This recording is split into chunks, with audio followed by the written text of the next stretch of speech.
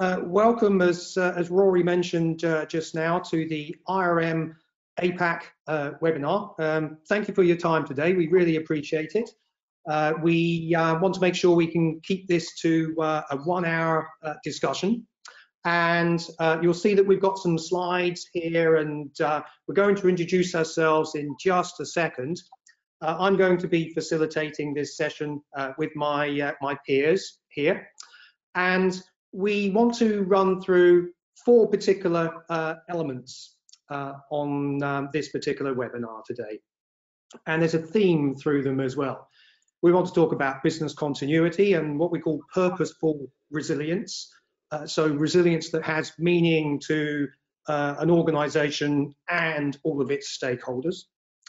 We then want to talk about how we manage fast-changing risks. And I'm sure that we can all appreciate that with the current state of affairs around the world, there's definitely a lot of fast-changing risks out there in various ways and impacting all sorts of organizations and people and parties.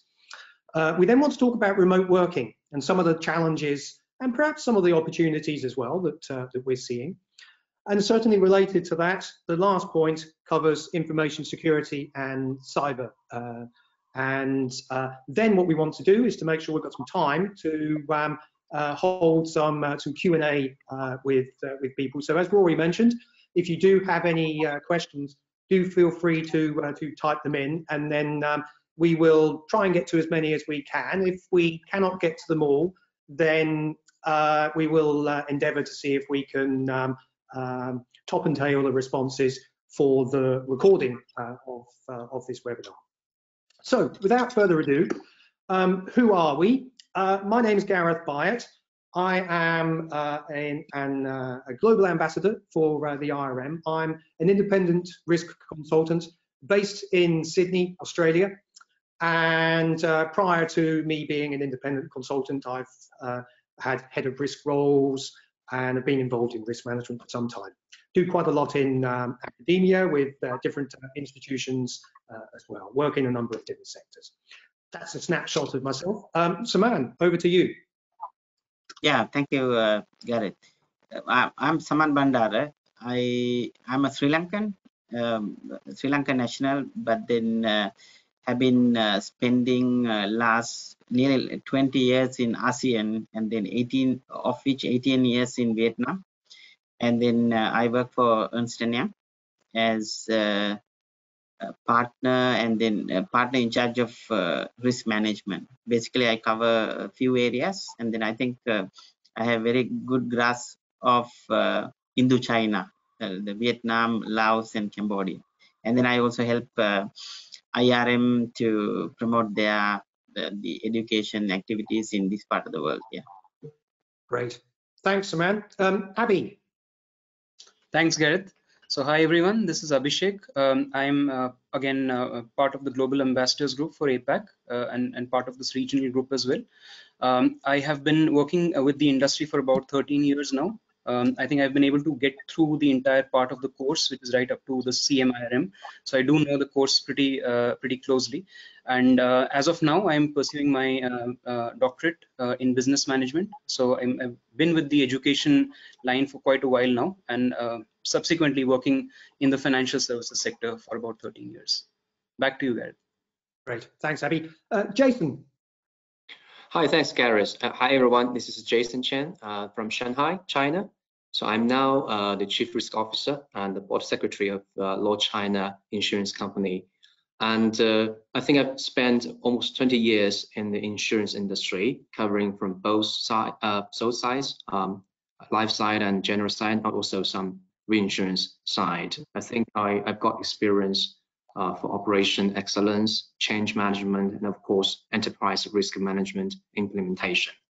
So one thing I would like to add is that today you can see this is the IRM webinar. I think the training and certificate program of the IRM did help me a lot in terms of the personal development and the career progression. And also, I have been appointed as the global ambassador for IRM in China. Hopefully, more can join us in terms of the certification. So, Gareth? Great, thanks for that, Jason. Thanks. Last but certainly not least, Harsh. Thanks, Gareth. Hi, everyone. My name is Harsh. I'm a chartered accountant. I did my executive MBA from IRM Bangalore. I'm also the chair of IRM India Regional Group, and I also look after the IRM India and certain Asian country operations for the examinations and the qualifications. I carry a decade of experience in risk assurance audit, having worked at KPMG, running a microfinance NBFC, and I've been teaching enterprise risk management since the age of 21. So over to you, Gareth. Thank you. Great. Thanks, everyone. So without further ado, let's go to the first question then. So, and as you all know, I'm going to be watching the clock with everyone just to make sure we keep on time for our attendees here. So this first of 4 questions that we have around business continuity and purposeful resilience. What themes are we seeing in the countries and the industries? I know that you all have experience in different sectors and different industries. What themes are we seeing in those countries and industries where we're working at the moment about business continuity and purposeful resilience? And I think I'll start, if I may, Jason, with you. Okay, thank you, Gareth. I think the COVID-19 outbreak just gave us an opportunity to observe practices and experiences, sometimes lessons, in terms of the business continuity and also resilience. I just want to quickly share my observation or some examples during this period, because I managed the whole response for my very company and also have quite some exchanging ideas with my peer colleagues. The very first 2 are related to my company, Low China. I think we started to actually invest in the remote working capacity a few years ago, so which literally allows each and every employee, once equipped with a company laptop, are able to work remotely as long as he or she can access to internet. It's not just about email, but also all the key business system. So you can work in a coffee house from home as if you were just in the very office. So during the outbreak, we feel quite comfortable to move people back to home in a safer environment, and also we don't have to struggle for a difficult decision. So actually behind it, why we started to do that a few years ago, even we didn't have any idea about COVID-19. Basically 2 sides. One is that we understand the environment of the company. It's a quick changing, and also we saw the trend of more mobility of people, mobility of a business. And also the plan is not just for pure BCP needs, not for pure COVID-19, as we didn't even know it, but some real business scenario. For example, many people commute back to UK where the headquarters locates, so you can expect disruptions from time to time. And also it's been a kind of culture for the company to allow people to have flexible working, and not to mention that we do have smaller groups of people going to support different functions across the world, across different time zones. So mobile working becomes a real business need. So that's the very first aspect I observe, that in terms of planning, because that's the key thing for resilience. Good planning did work. So we understand the environment and we see the real need behind the situation. So we make the strategic decision to move to mobile working. The second one is about investment, because like I mentioned, investment of the remote working is not purely for BCP. It echoes for the real daily business needs. So that's the second observation I've had is once you want to invest for resilience, the better way, sometimes the best way, is to embed it with your genuine business needs. Because if it's just a spare investment, because you can imagine this kind of capacity requires a lot of investment, that can be easily killed by some cost-benefit analysis in front of your senior management or board.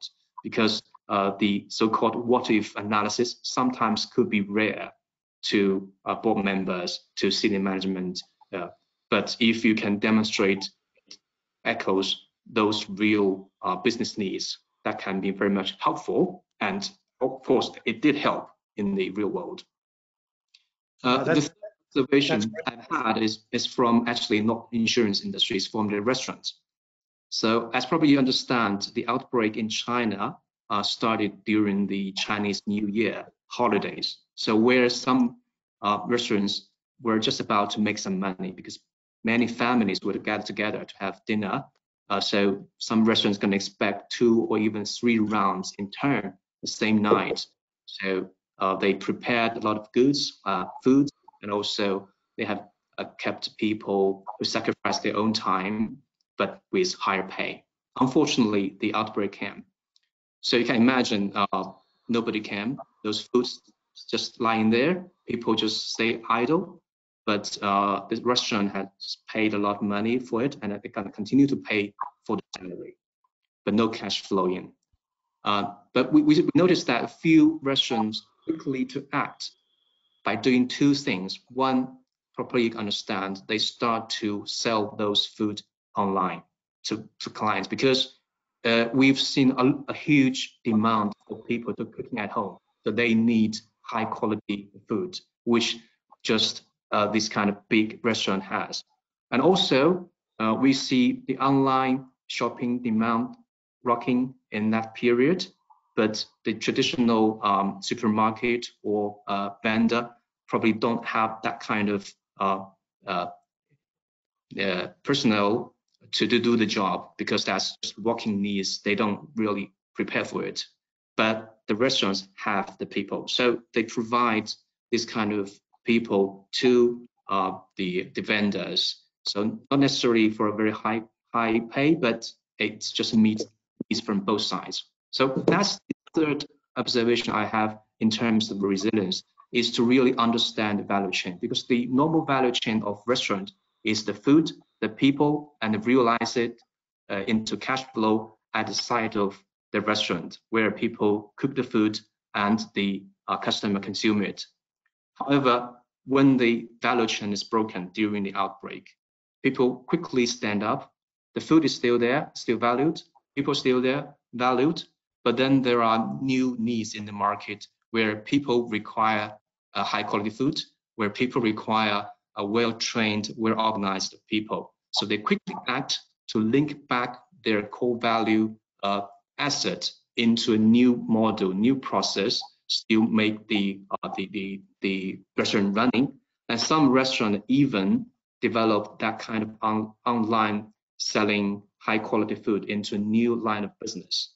So that's my third observation in terms of resilience. So once the disruption occurs, you need to understand your core value and understand your value chain, understand where that chain is broken, and see how you can actually make that chain linked again, either through the old pattern but new way, or like what I talked about the restaurant, through some new route for a new value chain. So Gareth? Thanks, Jason. And that seems like a very good example of purpose to make sure that you can think more broadly than your own organization, and certainly in the case in the restaurants that you mentioned. And you were talking about planning there, and you reminded me of a quote from, I think it was Eisenhower, who said that plans mean little, planning is everything. So certainly understand your perspectives on that. Thank you.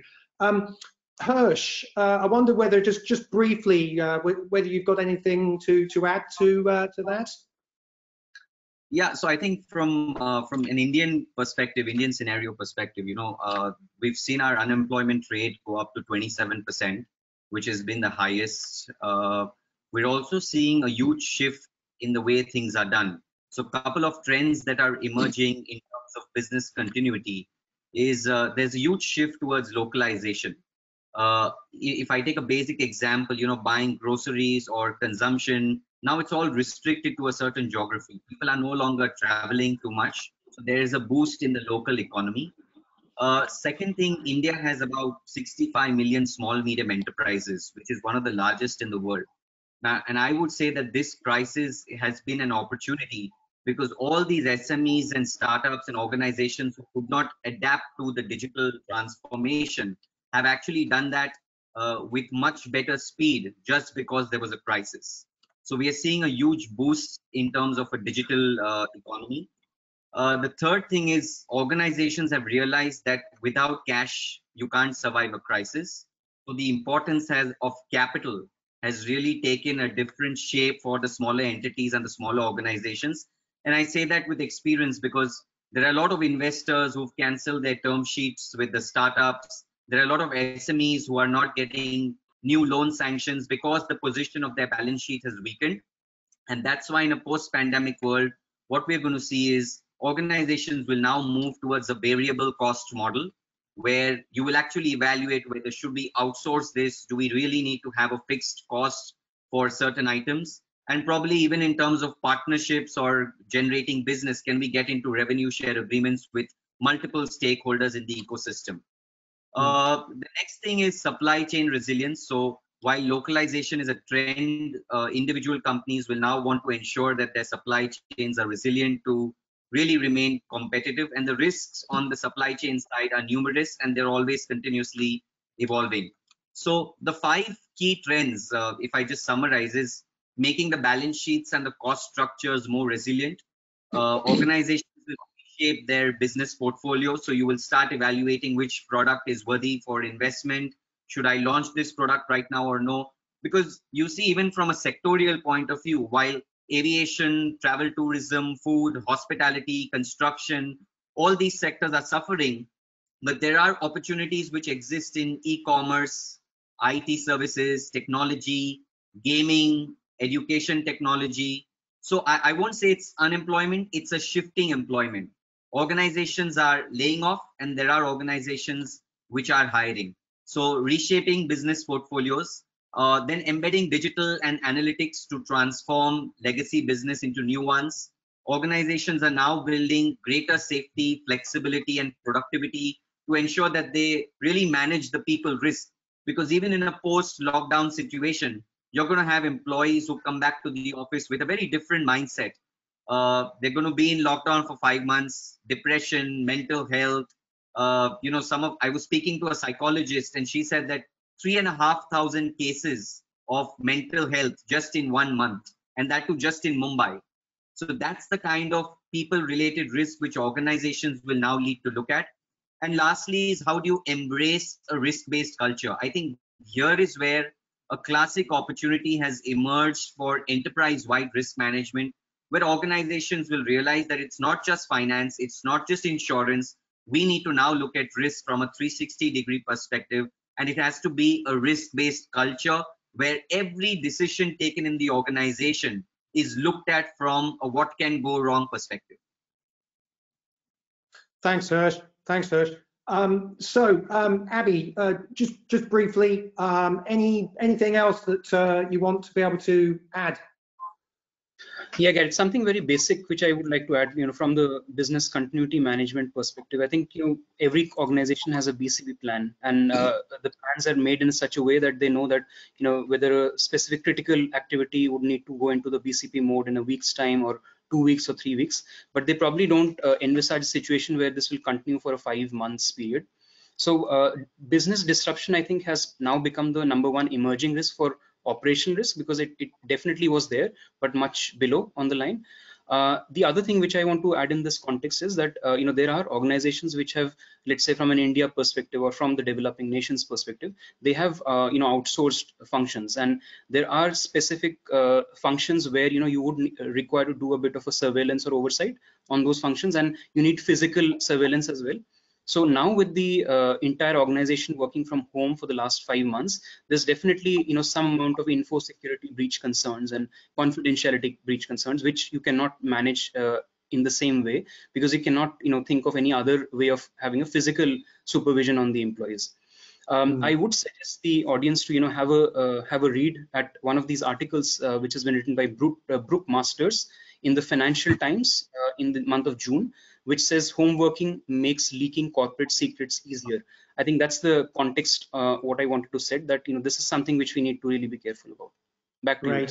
And Abby, I know that after this webinar, the pack that we make available will include some references as well. So perhaps that can be one of the references for people to be able to review. Yep. Great. Saman, anything that you'd like to add before we go to the next question? Certainly what we've covered so far has got some good lead-ins to the other 3 questions that we have in this webinar shortly. Thank you, Gareth. So I would like to add one point because I don't want to say the same thing the other presenters has made. Like they are all common to, even to my environment, but then the major thing I identified was digital transformation, because there was a big resistance within organizations. I mean, me being a consultant, whenever I had to go to a client, I had to always try to convince why they have to go digital. And then there was always a big resistance. They were talking about information security, leakage, risk of leakage, and then the government regulation, this and that. And then always they tried to delay such projects. But then now with the COVID situation, they can't say anything. And then actually they come to us and say, okay, we want to get started with our digital transformation work that was like suspended some time back. So this to us, I think in this environment, I really think that digital transformation was given a very huge encouragement by the COVID-19. So that's something that I would like to bring out during my conversation. Yeah. Right. So that's actually an opportunity to be able to change. And perhaps, Saman, if I continue on that theme with you, this second question here about managing fast changing risks, and what we're seeing in terms of the ability to respond to new risks is the ability to be agile and to be able to adopt digital ways of working. Granted, there's always a physical side to different types of businesses in different ways. But is that also something that you are seeing with regard to this second question here on fast changing risks? Yeah, exactly. Now when you start looking at digital transformation, then comes the all cyber issues and then other different types of risk, and then they also need to start being able to manage these risks. And then that is where I think the risk management education comes in. Like a lot of people in this part of the world, like in this basically ASEAN area, particularly Vietnam, Laos, Cambodia, Thailand, and then risk management is at quite not at a very mature level. Like the education is very much required, and then people are not, because this region is really like a lot of opportunities, and then people talk about the growth, and then there is nothing else. When it comes to growth, everyone wants to make $1 billion business, and then hundreds of millions of dollar business, and then risk management is forgotten.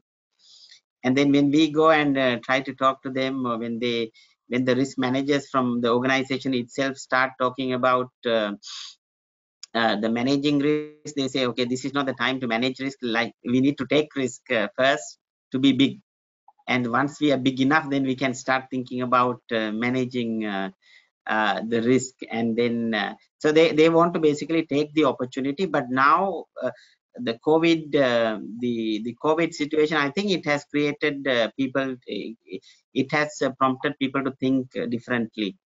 And then we have been hearing a lot of conversation asking us to go and talk to them about risk, especially the operational risk for companies, financial services institutions. So it's really bringing I'm very happy, because not because of COVID-19, but then this opened the eyes of the people to think about and talk about risk management. Yeah. Right. Okay. Thank you. Abby, what's your perspective on this about the nature of risks and perhaps fast changing, perhaps the velocity of risks? Interested in your viewpoint on this. So Gareth, I think in terms of the response system, I'll just pick up from where I left in the previous question. So there are some activities probably where you do not need a mandated surveillance, but then there are certain activities where you need surveillance based on regulator requirements, especially when it comes to trading business, right? So you're actually operating a trading business now from your homes, and it does give a bit of a concern around unauthorized trades, insider information leakage and things like that. So in fact, again, a reference which I want to make. So there was a article by the writer Michael O'Dwyer in the Telegraph in June, which talked about PwC currently preparing a software which will help you to do facial recognition to monitor traders.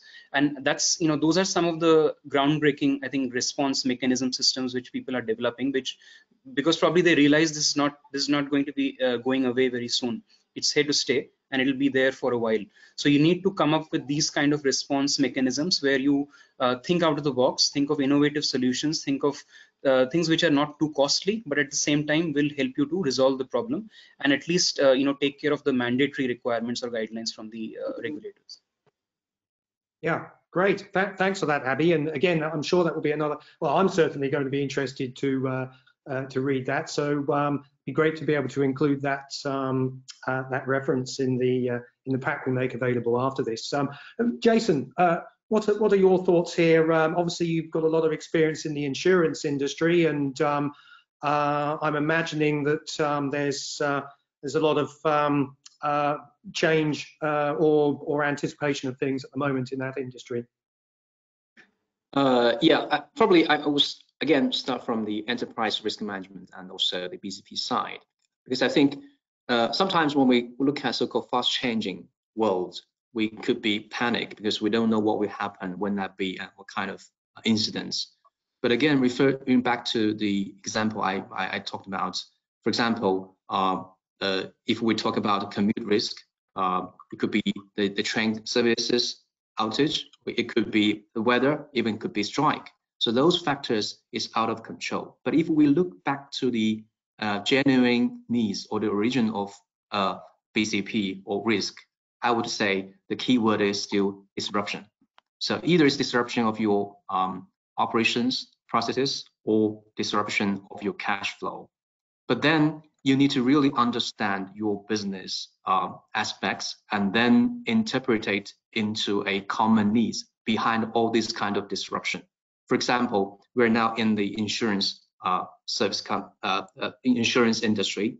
So the key thing for the people is to really access to system, access to meetings. Then we do our work mainly through the system to do the work. Then the capacity of mobile working will be a key point or sometimes solution behind all this kind of different disruption. Either is whether it's a commute issue, whether it's a working from home needs, whether it's from servicing all around the world.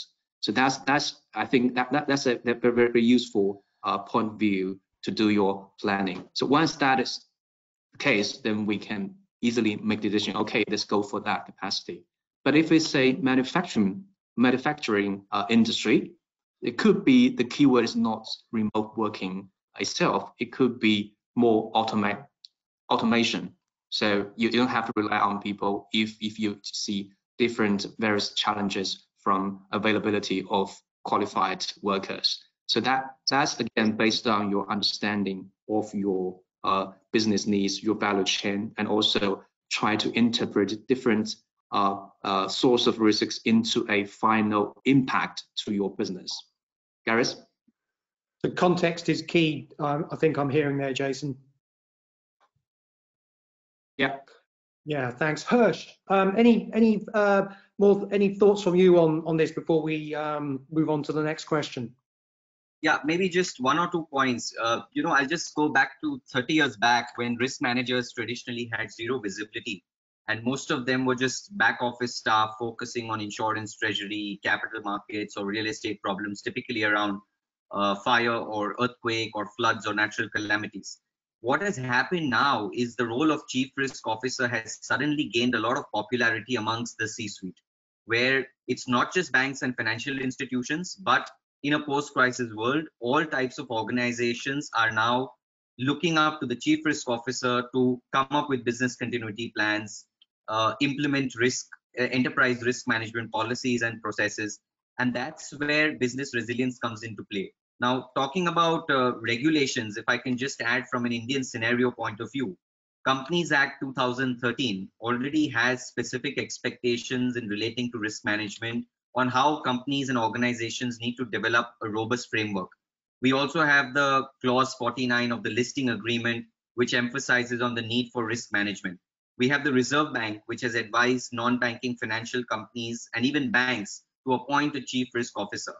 So these compliances were there. Traditionally, companies followed a tick box approach.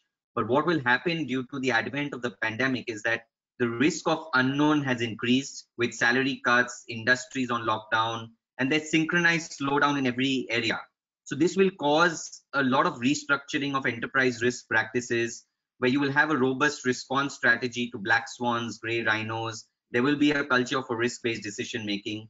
And I read that, Wells Fargo, one of the examples, if I can quote, recently announced that their new risk model is going to have 5 line of business chief risk officers, which are all going to be aligned by risk type. And each of them will report to the Wells Fargo Group chief risk officer. So Indian organizations are definitely looking beyond the pandemic. They're planning for a potential cyber war, potential water crisis. It could be another wave of a pandemic. And I think that's a positive side for risk management. And as IRM's leading qualifications, we are seeing a lot of students being absorbed by the industry in the risk management teams. Great, thanks, Harsh. And certainly our fourth question will be touching upon what is a very large subject in cyber and information security. We won't have time to do it complete justice today, but we will certainly be talking about that. But before we get to that fourth question, we've got this piece around remote working, and a couple of you have touched upon that during your earlier responses to our first 2 questions there. And so I think this is a continuation in some ways along the theme here. Jason, just wondered what your thoughts are here, conscious of time as well, and be interested to hear what you're seeing in China about the threats and the opportunities with regard to remote working.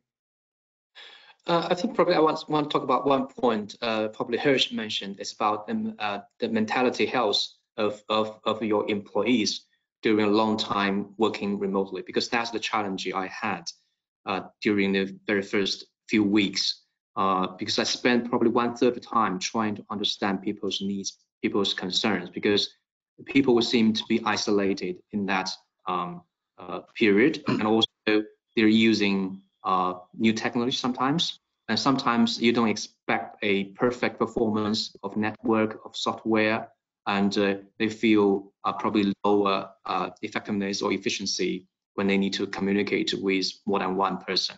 So that's something we never underestimate, and we did use a lot of surveys, communications, and even we provide the employee care services, which I think when I shared with some peer colleagues here, they all thought is very good practice and would be very much helpful. But sometimes people would underestimate it when they rush to trigger some kind of remote working and just want to see a quick effect, but forget that it's a challenge in not just from technical side, but from all the employees from to kind of get used to the new environment. Gareth? Yeah, thanks for that, Jason. It's certainly, I think, something that I've been discussing with a lot of people, the importance of well-being and the support, and really part of a culture. Harsh, any thoughts from you on this? Yeah, I would say the positive side is, of course, we're seeing a lot of savings in infrastructure. Organizations in India traditionally did not believe in a concept like work from home. Yeah, because the trust level goes down when you don't see your employees. They're all sitting at home. Then there are so many other personal responsibilities which come into the picture. But I would say that this has become a 24/7 working cycle. I mean, whoever I speak to in India, whichever organization they're working in, whether it's consulting, financial services, FMCG, retail, they're all working round the clock and everyone's so accessible. So the confidence for organizations has improved that yes, work from home can be a new normal. We could adopt a structure where we allow 40% of the employees to permanently work from home, 60% come into the office, so we save on our operating cost, our fixed cost.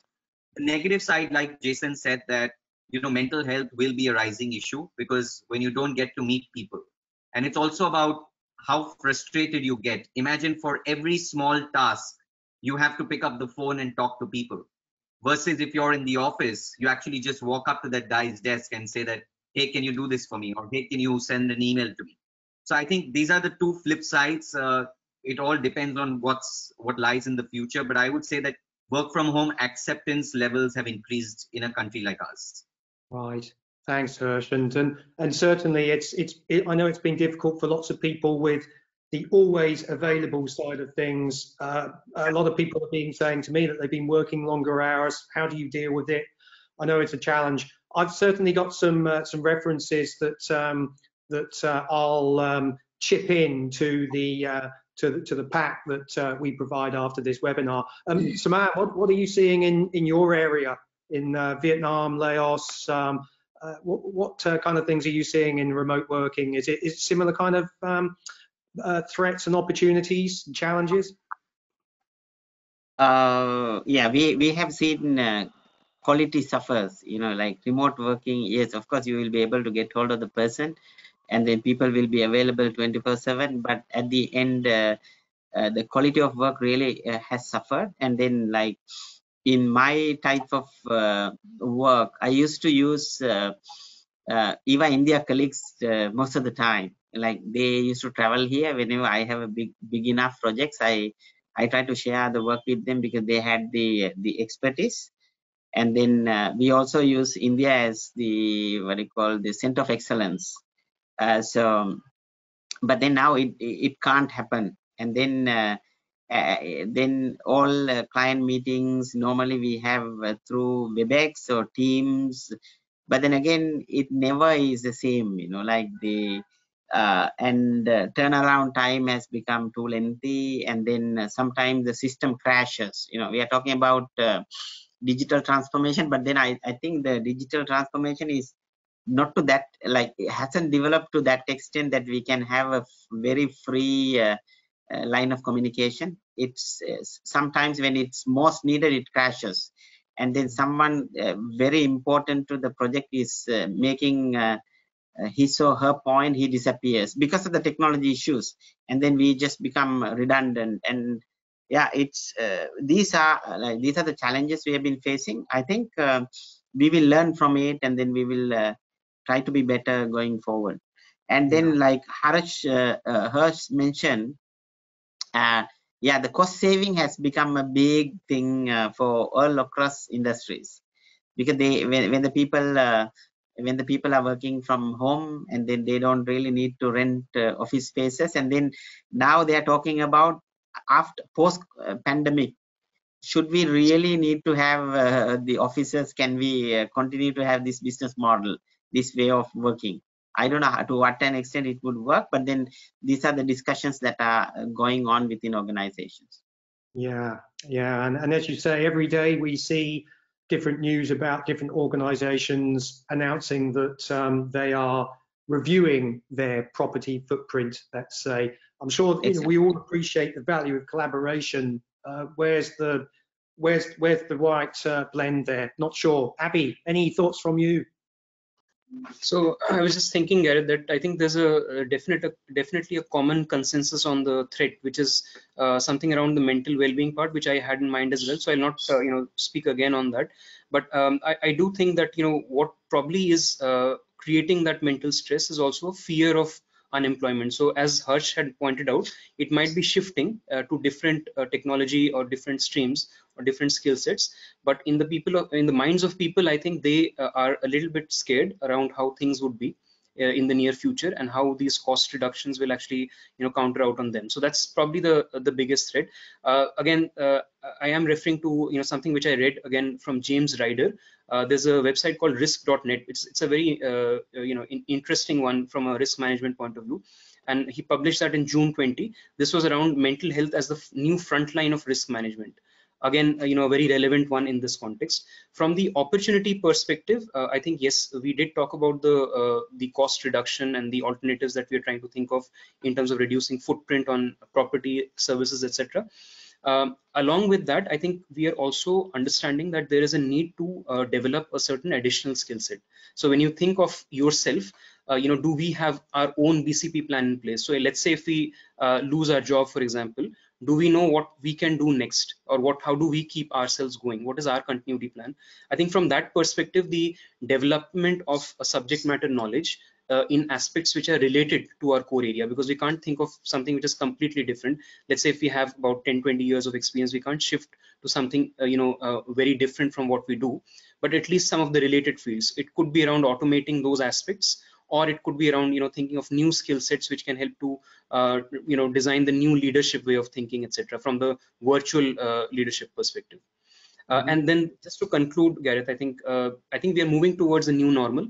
The new normal is where we are not present in the office premises. We are more in the virtual world. We have to create a presence which is online and also drive the presence online. So it's not just about creating that. I think the way forward will be how do we drive that presence and keep that presence going, and individually develop ourselves as an individual brand for each of the companies that we work with. Right. Thanks for that, Abby. So we've got one more question left here before we go to any questions, and this is, I think, something that certainly, Abby, you've touched upon, and I may ask you to go first on this point. Actually, the information and security, or the information security and cyber situation. Cyber risk has for a long time now been a risk that all organisations, large and small, have had to deal with and manage. Whether it's growing or not sure, but it's certainly a ever-present risk to be able to deal with. Perhaps linked with the remote working, it's been exacerbated in some ways. What's your viewpoint on information security and cyber, Abby? So Gareth, I think in terms of cyber risk, I think it definitely was one of the top risks even before the pandemic started. I think how it probably, in terms of an example, if you were sitting on your desk and you received let's say an ethical phishing email from your own organization, just to check whether you're clicking on the link or not, you would generally check with your colleagues before you clicked on it. Now you can't do that. So now you're pretty much on your own, and not only from the ethical phishing perspective, you might actually get some actual phishing emails from outside, because now everyone is aware, since it's a global pandemic, so everyone is aware that across the world people are working from home, and they have their vulnerabilities. They are working from, let's say, shared hotspots, shared mobile phone hotspots. It could be from their neighbors, let's say neighbor's place, because they have internet outage or something like that. So all these combined, it actually does contribute to a huge amount of increase in cases which could be related to phishing or smishing. And again, just to quote, so there's a counter cyber terrorism expert, Zohar Pinhasi. So he's mentioned, and he's actually has a firm which looks at these cyber security attacks. So he's mentioned that there's been an 800% increase in the calls since the coronavirus crisis began. And this was reported by the CBS 12 news in March itself. So I'm sure that the number is much higher right now.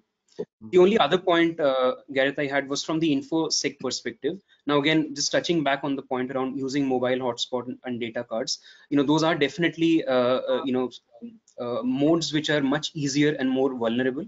So we need to be a little bit careful that we are using all the guidelines. For example, if you're using video conferencing, Do we use a password? Do we lock the room when we are engaging in the conversation?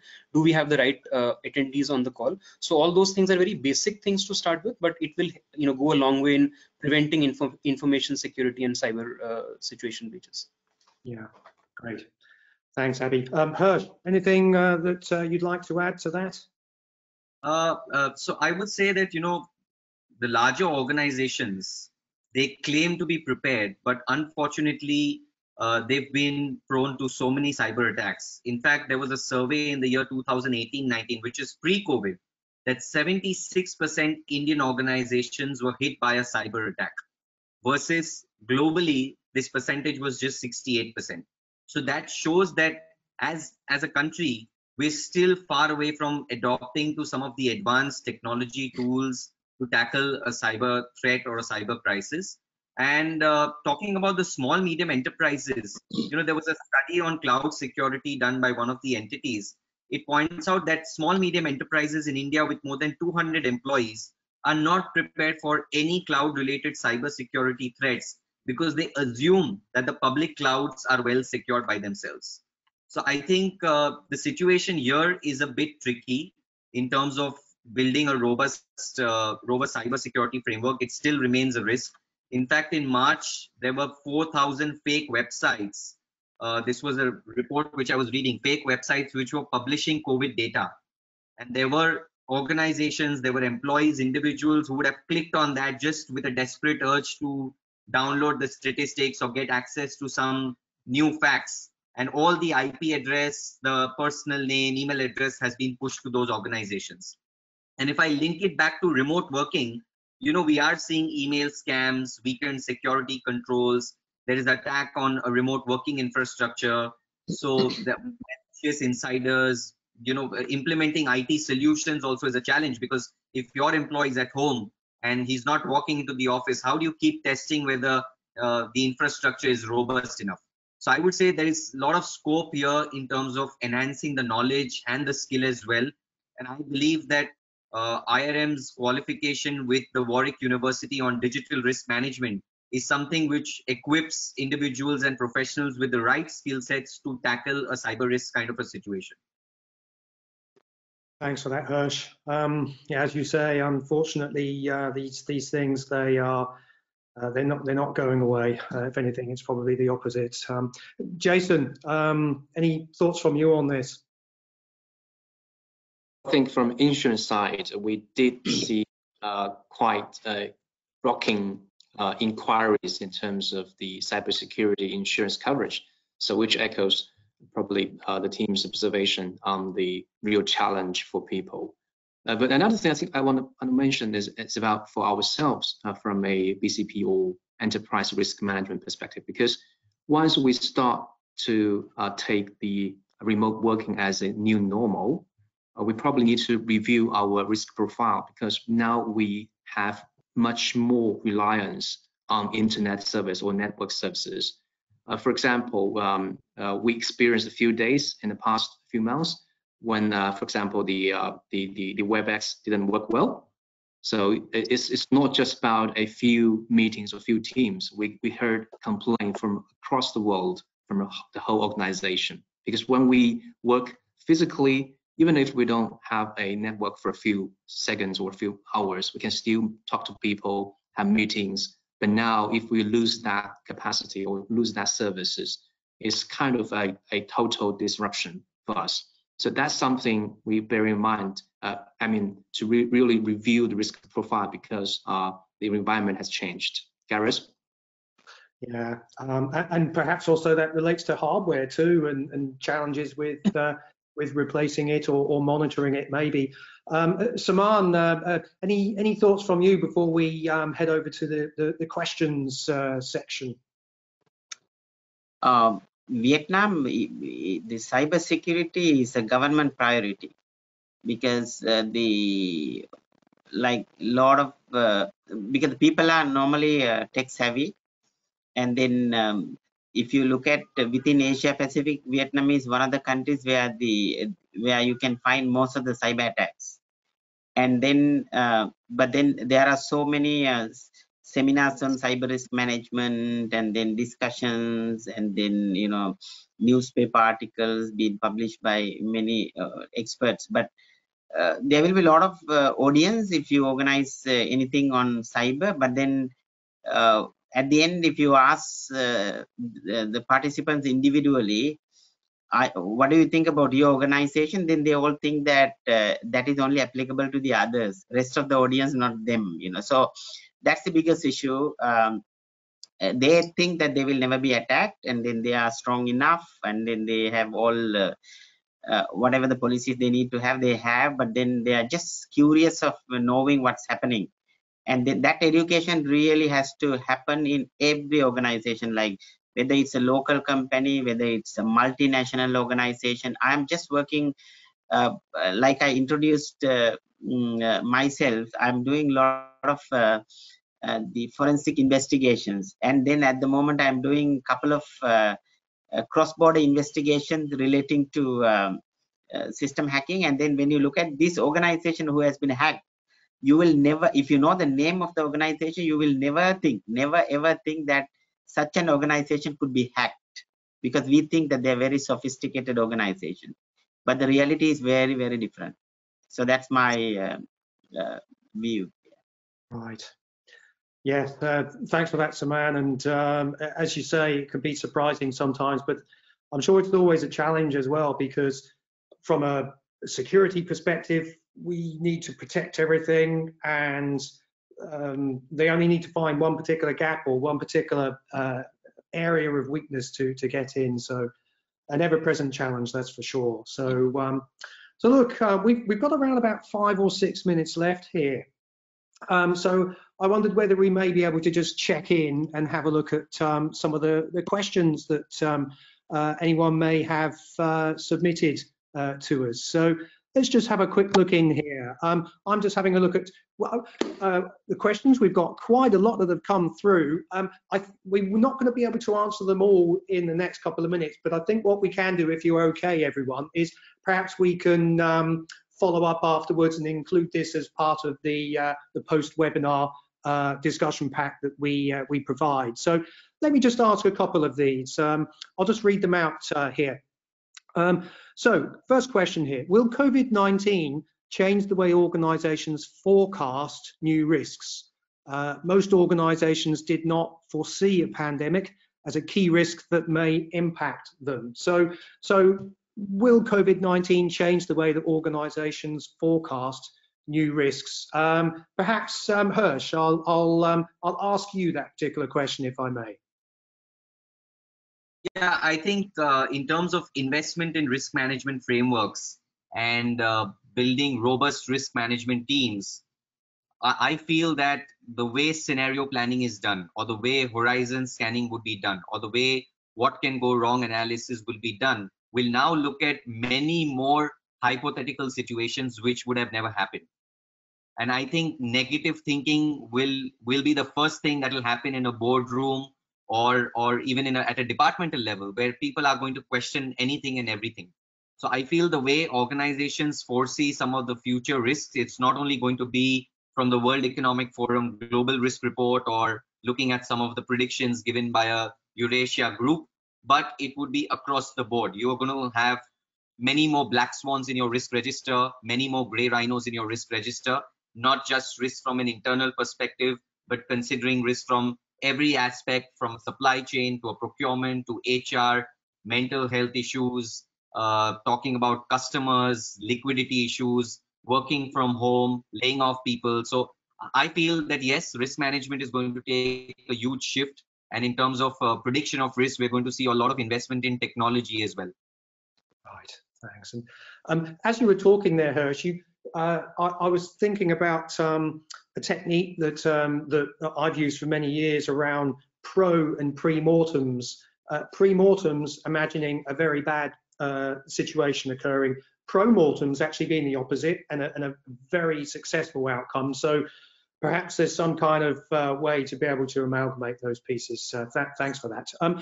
Jason, I have a question for you that's come through in the chat here. Do you foresee an increase in demand for individual cyber and reputation insurance, given the surge in remote and digital working? If my understanding is that so-called individual refers to individual enterprises, is that the case? Because we've seen the requirement. If it's talk about in person, I'm not so sure about it, because currently it will be a limited impact person to person. Right. Yes. Okay. All right. Thanks for that. Perhaps a question here for Abby. Would remote working be a hurdle to creating a strong risk culture? Abby, what would you say to that? Yeah, so Gareth, I think just 1 point to add on the first question there. I believe there was a prediction, the once in a 100-year prediction pretty much stood there for a pandemic, and the last one being in 1918. There in fact was a specific report which WHO published in 2014-15, if I'm correct, and I'll share the reference for the pack, where they had mentioned about the influenza virus coming back from the Ebola recurrence, and what would be the response mechanism. The other part, when you talked about the remote working, yes, the remote working will definitely increase the ability to manage risk well, because technically, if you are taking care of the BCP in such a dynamic way, you can actually then start thinking of the other areas of risk, which you can also look at it in the same dynamic way. Because I don't think we envisaged a situation where all of us will be working from home for a 5 months period of time. That was never a scenario which was ever envisaged. But if we are living that scenario, we can definitely think of creating certain other scenarios which are similar in nature. But for that, one of the main aspects is that everyone has to act like a risk manager. Everyone has to be cognizant about their surroundings. Everyone has to be conscious that how to report if they see any specific threats. Are they able to report to the right person? Do they know who that person would be in their area? So all those things will come when people are a little bit more aware of the risk management practices, and I think that's where the the education definitely does come in. So hopefully, a strong risk culture. We'd like to think that the culture had always been strong in terms of thinking through and taking risks appropriately, but managing them, of course, as well. So hopefully, this remote work, it's been challenging for everyone, but it can help to reinforce the important parts of culture. Yes, absolutely. Right. Okay. Great. Well, look, we're on the hour now, and there are some more questions that we haven't had time to respond to in the webinar here. But I think that what we can do is after the webinar, we can provide some feedback to those questions as part of the outputs that we make available. A couple of people, Hirsch, well, maybe I think everyone has probably touched upon the qualifications that the IRM makes available, and the benefits that you can gain from those qualifications. Abby, I know that you have found the qualifications certainly beneficial in your work. Wonder whether you just wanted to say a couple of words about them. Sure, Gareth. Gareth, before I proceed, would you want to check with the audience on the poll question that we had on BCP situation, or would you want me to continue with the IRM bit?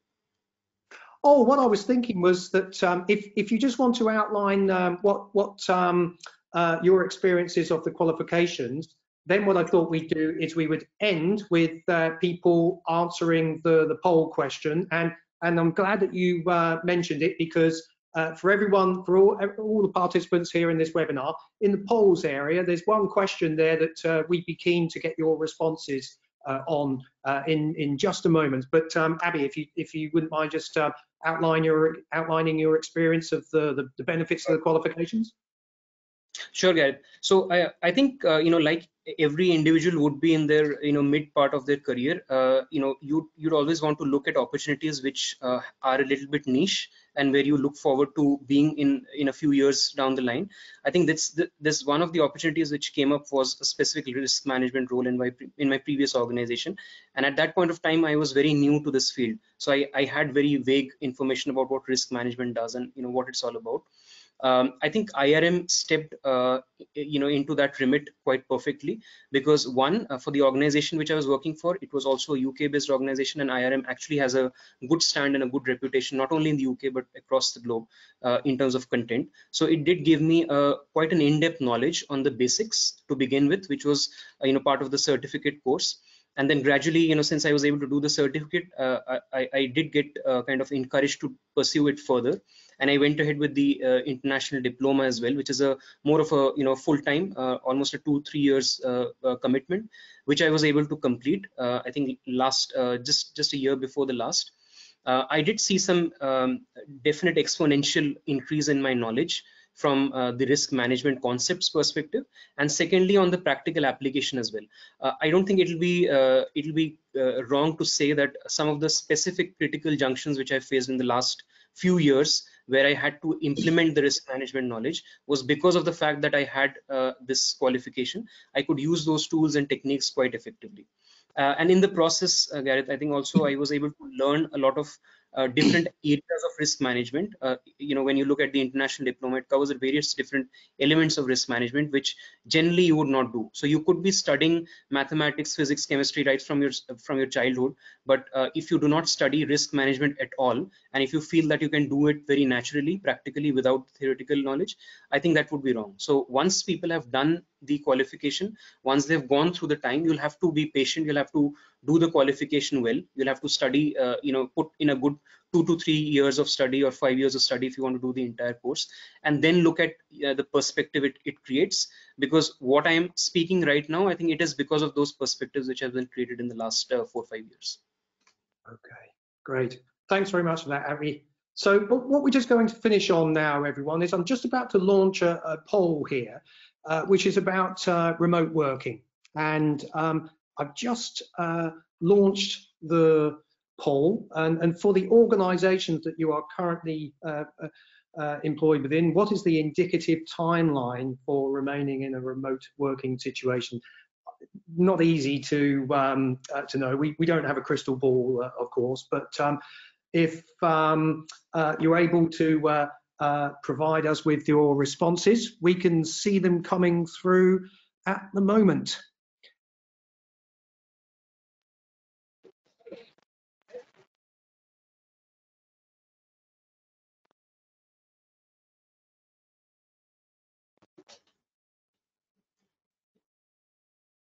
Just keeping an eye on things here, and then we'll give you some feedback in just a second.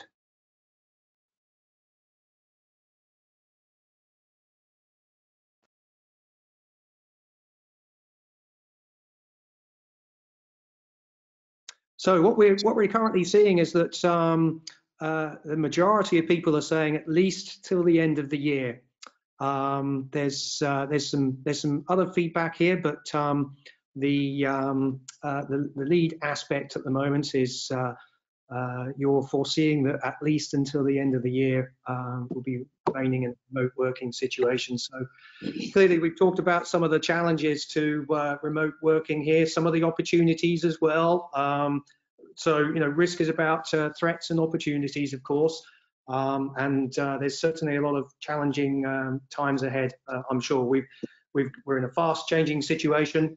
We've talked a lot about business continuity and the importance of managing information security and cyber risk, of course. I think it just remains for me now to thank our panelists here. So thanks very much to Hirsch, to Abby, to Jason, to Saman. Thanks also to Rory for hosting this event and making sure that the technology for this particular webinar works well for us. Rory, over to you for a few closing remarks, if I may. Oh, thank you, Gareth. Yeah, no, that was a very, very good session. Thank you to everyone for contributing towards it and for joining us with this as well. Yeah, we should be making the recording available as well on the website. So yes, if you keep your eyes peeled for that in the near future. And yes, thank you very much for joining. Great. Thanks very much, everyone. We will be following up with some further answers to some of the questions that we were not able to get around to today. So thank you very much for your participation, and enjoy the rest of the day wherever you are.